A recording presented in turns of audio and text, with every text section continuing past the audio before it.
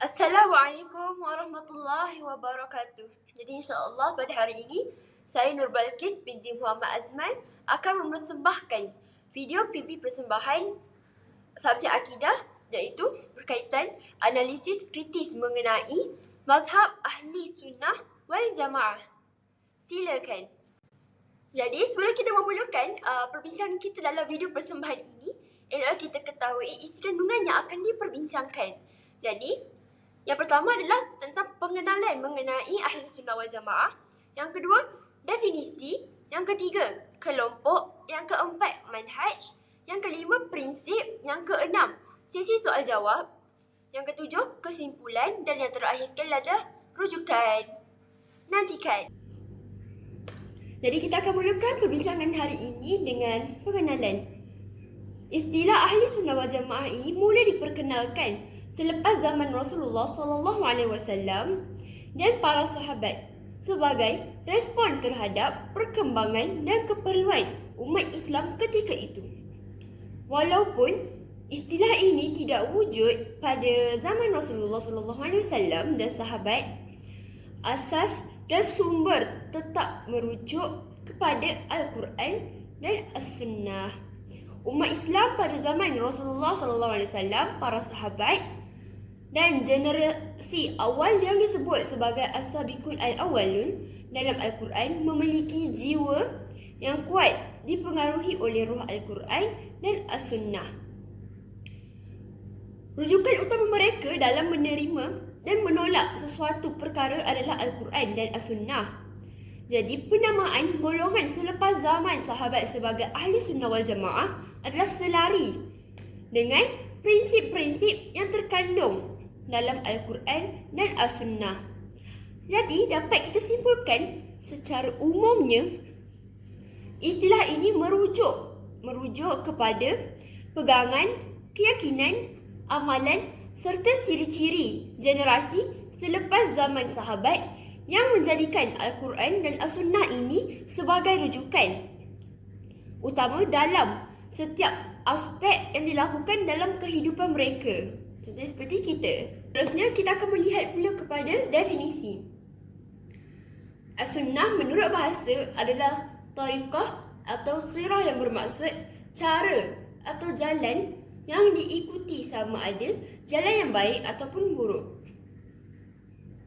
Manakala pentakrifan mengenai As-Sunnah menurut istilah banyak pendapat. Dan antara pendapat-pendapat dalam pentakrifan As-Sunnah ini, kita dapat lihat seperti di sebelah ini, kita dapat lihat daripada ulama fiqh. Jadi ulama fiqh ini menakrifkan As-Sunnah ini sebagai sesuatu yang diterima dari Rasulullah dari sudut perkara-perkara yang berkaitan dengan kewajiban, sunat, harus, makruh dan haram. Manakala kita dapat lihat yang ni, ulama akidah pula berpendapat As-Sunnah ini adalah petunjuk yang dibawa oleh Rasulullah SAW dan diikuti para sahabatnya dari sudut ilmu dan i'tiqad, perbuatan maupun perkataan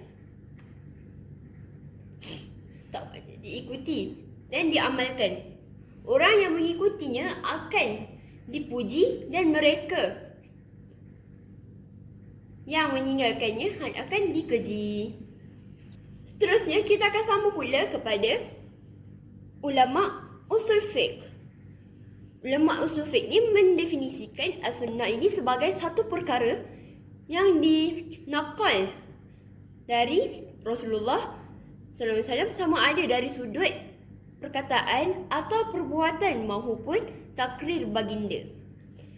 Dan terakhir sekali daripada pandangan ulama mutaakhirin sepakat mendefinisikan bahawa lafaz As-Sunnah ini apabila digunakan maka ia mengarahkan kepada jalan yang diambil oleh Nabi Muhammad SAW dan seluruh sahabat baginda sama ada dari sudut ilmi, amali, akhlak dan adab sehingga meliputi aspek kehidupan manusia itu sendiri.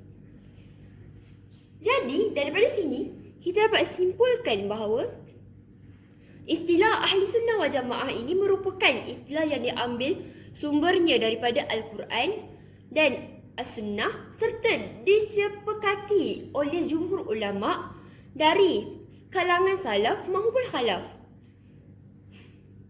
Persepakatan ulama ini telah menjadikan Ahli Sunnah wal Jamaah ini sebagai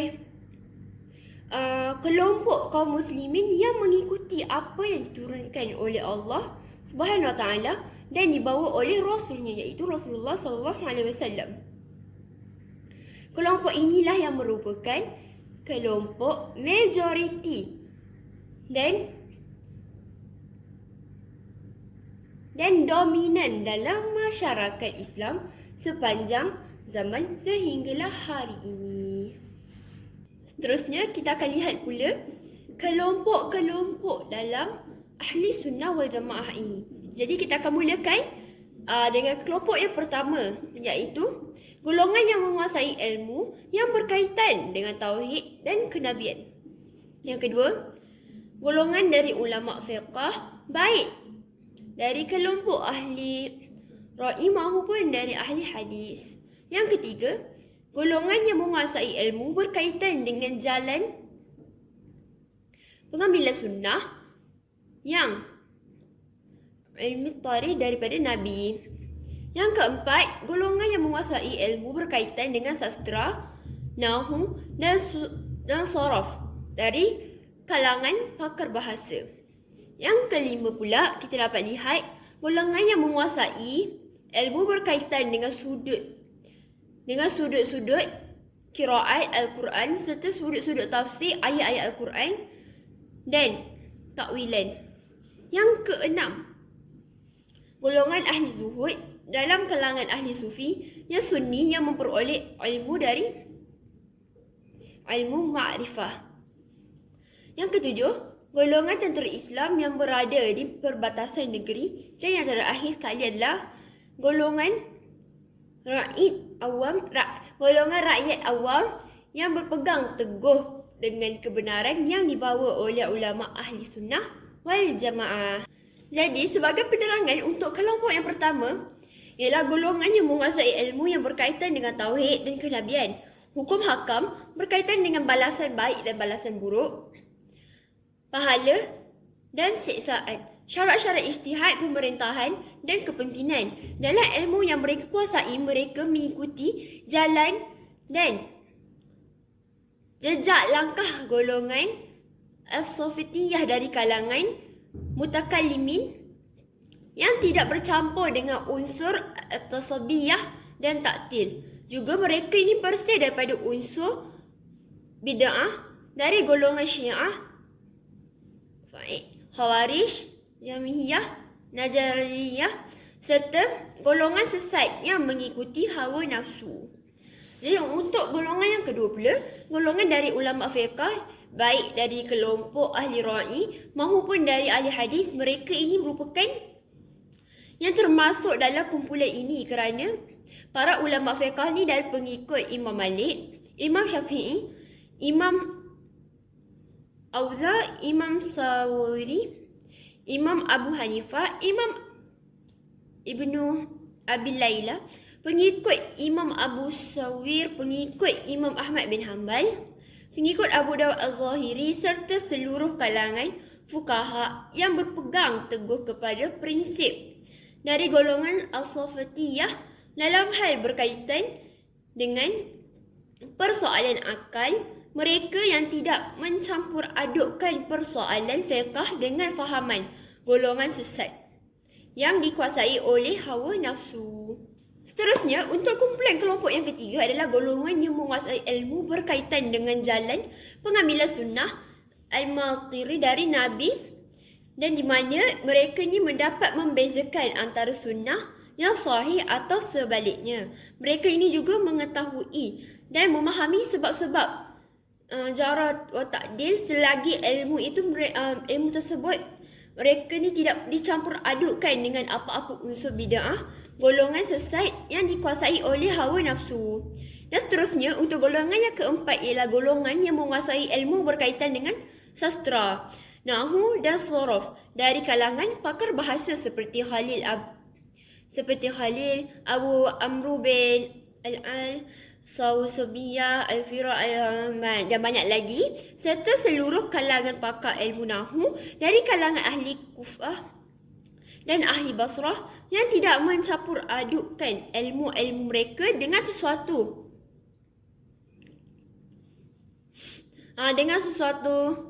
yang lemah atau khawarij. Golongan dari kalangan mereka yang cenderung kepada unsur-unsur bid'ah ni daripada kalangan Qadariyah, Syiah, Rafi sesat yang dikuasai oleh hawa nafsu adalah tidak termasuk dalam mazhab ahli sunnah wal jamaah. Seterusnya kita lihat pula golongan yang kelima, iaitu golongan yang menguasai ilmu berkaitan dengan sudut-sudut qiraat Al-Quran serta sudut-sudut tafsir ayat-ayat Al-Quran dan takwilan. Mereka ini adalah selaras dengan pegangan mazhab ahli sunnah wal jamaah ini, bukannya takwilan daripada golongan sesat yang dikuasai oleh hawa nafsu. Dan yang keenam adalah golongan ahli zuhud dalam kalangan ahli sufi yang sunni yang memperoleh ilmu ma'rifah namun tidak dihebah secara meluas, yang digunakan hidup lalu diambil iktibar daripada tersebut. Mereka redha dengan takdir dan mereka ni berpuas hati, qanaah dengan kemudahan yang dipelihara dan diperolehi. Mereka ni faham bahawa pendengaran, penglihatan dan hati semuanya akan dipertanggungjawabkan perkara baik dan buruknya, dan semuanya dipertanggungjawabkan walau sekecil zarah sahaja. Seterusnya, kelompok yang ketujuh adalah golongan tentera Islam yang berada di perbatasan negeri umat Islam dalam menghadapi ancaman orang kafir, berjuang menentang musuh-musuh orang Islam, mempertahankan diri mereka, kawasan dan rumah-rumah mereka ini menyebarluaskan mazhab ahli sunnah wal jamaah hingga ke wilayah mereka. Dan yang terakhir sekali, kelompok dalam ahli sunnah wal jamaah adalah golongan rakyat awam yang berpegang teguh dengan kebenaran yang dibawa oleh ulama ahli sunnah wal jamaah itu sendiri dalam perkara-perkara yang berkaitan dengan keadilan, tauhid, janji baik dan janji buruk. Mereka ni merujuk kepada kalangan ulama tersebut dalam hal yang berkaitan dengan agama dan juga dalam perkara-perkara cabang yang berkaitan dengan hal halal dan haram, dan mereka ni tidak sedikit pun mengikuti unsur bid'ah yang dibawa oleh golongan-golongan yang sesat. Jadi inilah 88 golongan menurut buku yang saya baca disenaraikan dalam kelompok ahli sunnah wal jamaah ini. Jadi seterusnya kita akan masuk kepada poin yang ketiga, iaitu manhaj ahli sunnah wal jamaah ini. Jadi ahli sunnah wal jamaah ini adalah golongan yang dinisbahkan kepada mereka yang berpegang dengan manhaj yang khusus. Golongan yang tidak berpegang kepada manhaj ini tidak diiktiraf sebagai ahli sunnah wal jamaah. Jadi antara manhaj yang terdapat dalam ahli sunnah wal jamaah ini adalah 8 manhaj. Yang pertama, mendahulukan Al-Quran dan As-Sunnah. Jadi asas ini adalah asas yang paling penting dalam fahaman ahli sunnah wal jamaah ini. Walaupun banyak perbahasan dalam kalangan ulama kalam dan falsafah tentang asas, tetapi perbahasan mengenai hanyalah berkisarkan sekitar hubungan antara dalil naqli Al-Quran, dalil naqal Al-Quran dan As-Sunnah, dan dalil akal, iaitu akal. Naqal ni menjadi hakim kepada akal, sedang akal pula mestilah dipandu oleh naqal kerana wahyu Allah adalah sesuatu yang bersifat mutlak dan qat'i. Jadi dalam ahli sunnah wal jamaah ni, akal mesti akan mengikut naqal. Terusnya, manhaj yang kedua adalah mentafsir Al-Quran dengan Al-Quran. Ini kerana hanya Al-Quran yang mengetahui apa yang dikehendaki olehnya sendiri. Contohnya, hakikat ini dah jelas jika kita diumpamakan dengan seorang manusia sekalipun. Hanya dia yang dapat mengenali dirinya sendiri, walau apa pun daripada orang lain. Tafsir Al-Quran ni dengan Al-Quran sudah diamalkan sejak zaman Rasulullah lagi. Dan tafsir memerlukan kepada kepakaran, orang yang pakar dalam ilmu Al-Quran. Seterusnya, manhaj yang ketiga adalah mentafsir Al-Quran ini dengan As-Sunnah. Apabila tidak didapati penafsiran Al-Quran dengan Al-Quran ini, barulah kita akan merujuk kepada As-Sunnah. Rasulullah telah diberikan kepadanya Al-Quran dan diberikan kepadanya juga penafsiran dan pemahaman baginda terhadap Al-Quran yang melebihi dari orang lain. Rasulullah sendiri telah diizinkan oleh Allah Subhanahu Wa Taala supaya menjelaskan kandungan Al-Quran itu untuk disebarkan kepada semua umat Islam kini. Jadi jelaslah di situ. Yang keempat adalah mendahulukan pendapat para sahabat dan para tabi'in, iaitu para ulama ahli sunnah wal jamaah ini telah bersepakat tentang asas manhaj ini kerana mereka semua ini mengetahui dan mengakui bahawasanya para sahabat dan tabi'in ini adalah generasi penelusur yang menyambung sejarah yang lebih mengetahui tentang Islam dan kitab Allah ini. Jadi yang seterusnya adalah menerima ijma' daripada ulama'. Ijma' ulama' ni ialah kesepakatan ulama' terhadap satu-satu perkara. Pandangan mereka adalah sangat berautoriti tinggi berdasarkan apa yang telah dipelajari, berdasarkan apa yang telah ditelusuri oleh Rasulullah, bahawasanya umat Islam, umat baginda ni tidak akan bersepakat dalam kesesatan. Ini menunjukkan satu kemustahilan bahawa semua ulama ni akan menipu. Itu adalah mustahil untuk semua sama-sama menipu. Seterusnya menggunakan kaedah bahasa Arab. Yang mana kaedah bahasa Arab ni macam kita tahulah, Al-Quran itu sendiri diturunkan dalam bahasa Arab. Jadi bagaimana? Jadi bahasa Arab ni macam tahu adalah bahasa Al-Quran. Malah ia menjadi bahasa yang terpenting dan bahasa yang dipilih oleh Allah dalam proses Al-Quran itu diturunkan. Bahasa Arab ni merupakan satu mukjizat yang terpenting bagi Al-Quran kerana dari sudut uslubnya, bahasanya dan lafaznya, dan menjadikan satu membuktikan bahawa bahasa Arab ni sendiri adalah mukjizat kepada Al-Quran itu kerana dengan kepentingannya sendiri.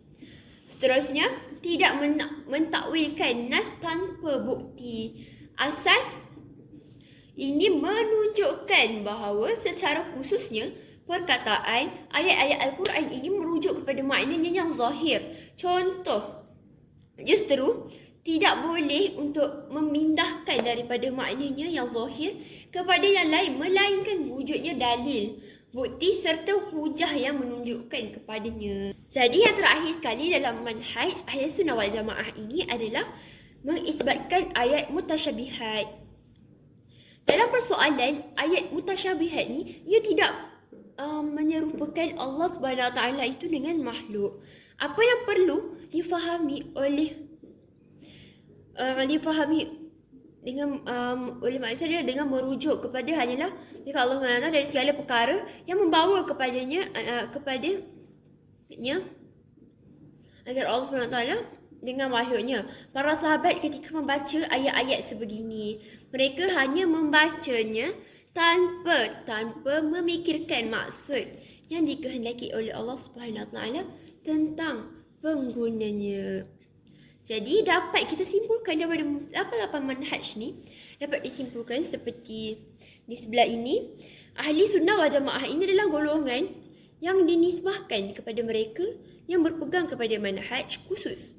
Golongan yang tidak, seperti di permulaan tadi, golongan yang tidak berpegang kepada manhaj ini boleh diiktirafkan sebagai bukan Ahli Sunnah wal Jamaah. Seterusnya, kita akan lihat pula kepada 15 prinsip dalam Ahli Sunnah wal Jamaah ini.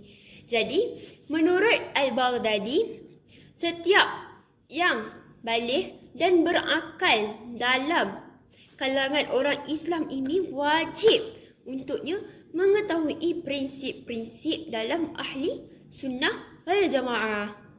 Jadi seperti di sini kita dapat lihat prinsip yang pertama adalah hakikat sesuatu kewujudan itu mestilah diakui. Kedua, hudusnya alam ini perlulah diketahui. Para rasul dan nabi Allah mestilah dikenal. Penciptaan alam dan sifat-sifat zatnya mestilah dikenal. Sifat-sifat Allah mestilah dikenal. Nama-nama Allah mestilah dikenal. Keadilan dan hikmah Allah mestilah dikenal. Seterusnya, mukjizat para nabi dan karamah para wali Allah tu mestilah dikenal. Rukun Islam yang disepakati mestilah dikenal. Kematian dan pembalasan diyakini. Khalifah dan syarat-syarat kepimpinan mestilah dikenal. Hakikat keimanan dan keislaman dikenal. Para wali Allah diiktiraf. Musuh-musuh Islam mestilah dikenali. Mengenal hukum-hukum taklif. Jadi inilah prinsip-prinsip dalam ahli sunnah wal jamaah ini. Jadi seperti introduction untuk prinsip tadi, sebagai umat Islam mestilah wajib untuk mengetahui 15 prinsip ini bagi mengelakkan terpesong. Hai, jadi kita akan sambung kita punya sesi persembahan ini dengan mengadakan sesi Q&A ataupun sesi soal jawab yang telah ditanya oleh sahabat-sahabat yang lain. Okey, jadi untuk soalan yang pertama iaitu apakah maksud istilah ahli sunnah wal jamaah ini dan mengapa ia diperkenalkan? Jadi saya akan jawab soalan ini berdasarkan pembentangan saya sebentar tadi. Okey, jadi untuk istilah ahli sunnah wal jamaah ini kita dah belajar tadi ada banyak sangat istilahnya. Jadi telah disepakatilah oleh para ulama bahawanya ahli sunnah wal jamaah ini adalah golongan yang berpegang kepada ajaran Rasulullah dan para sahabat berdasarkan dua sumber utama iaitu Al-Quran dan As-Sunnah. Dan untuk persoalan bilakah ia diperkenalkan, ahli sunnah wal jamaah ini diperkenalkan. Jadi ahli sunnah wal jamaah ini diperkenalkan selepas zaman Rasulullah untuk membezakan ajaran Islam yang murni yang telah dibawa oleh Rasulullah dengan ajaran Islam yang telah menyeleweng. Contohnya seperti Syiah, Mu'tazilah dan yang lain. Dan inilah kenapa. Dan jadi kenapa ahli sunnah wal jamaah ini telah diperkenalkan adalah kerana golongan ahli sunnah wal jamaah ini adalah berusaha untuk mengamalkan ajaran agama berdasarkan panduan yang sahih dan diiktiraf oleh para ulama. Itu untuk soalan pertama. Jadi untuk soalan yang kedua, mengapa istilah ahli sunnah wal jamaah ini tidak muncul pada zaman Rasulullah? Jadi kita cakap selepas zaman Rasulullah. Jadi kenapa muncul selepas, bukan pada zaman Rasulullah?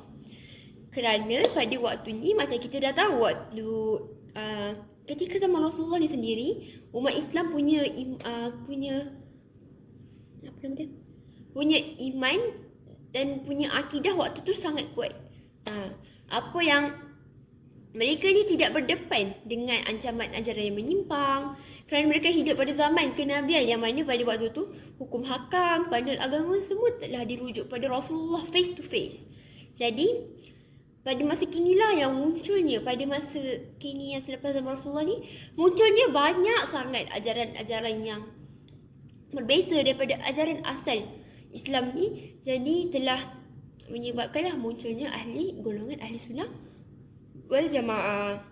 Jadi untuk soalan yang ketiga pula, kita dapat lihat kalau kita bertanya tentang apakah ciri-ciri utama yang dapat bezakan antara golongan ahli sunnah wal jamaah itu dengan golongan yang lain. Okay, jadi ciri utama yang berdasarkan yang kita dah belajar tadi, ciri utama yang kita dapat lihat daripada bezakan golongan ahli sunnah wal jamaah ini adalah golongan ahli sunnah wal jamaah ini adalah orang yang berpegang teguh kepada Al-Quran dan As-Sunnah untuk dijadikan sebagai sumber utama dalam semua kehidupan, baik daripada segi ekonomi ke ibadah, muamalat, akhlak, adalah rujuk kepada Al-Quran dan As-Sunnah. Dan ahli sunnah wal jamaah ini juga menghormati amalan yang diwarisi oleh Rasulullah dan sahabat dan menjauhkan diri daripada sebarang bid'ah atau ajaran yang tidak berlandaskan sumber yang sahih. Jadi macam nak tahu ciri-ciri tu, lagi satu kita boleh tengok berlawanan dengan prinsip, berlawanan dengan manhaj. Jadi kalau kita dah dapat ditakbir tu, maksudnya golongan tu lain tu maksudnya memang dah lainlah daripada Ahlussunnah wal Jamaah. Jadi terima kasih kepada yang bertanyakan soalan. Ini jawapan daripada saya. Kita punya Q&A pun dah habis, kita punya pembentangan persembahan pun dah habis. Jadi kita akan teruskan kepada penutup ataupun kesimpulan. Apa yang dapat saya simpulkan daripada persembahan ini? Jadi yang dapat saya simpulkan daripada persembahan ini adalah jelaslah bahawa istilah Ahli Sunnah wal Jamaah itu adalah berpunca daripada asas yang kukuh, iaitu Al-Quran dan As-Sunnah.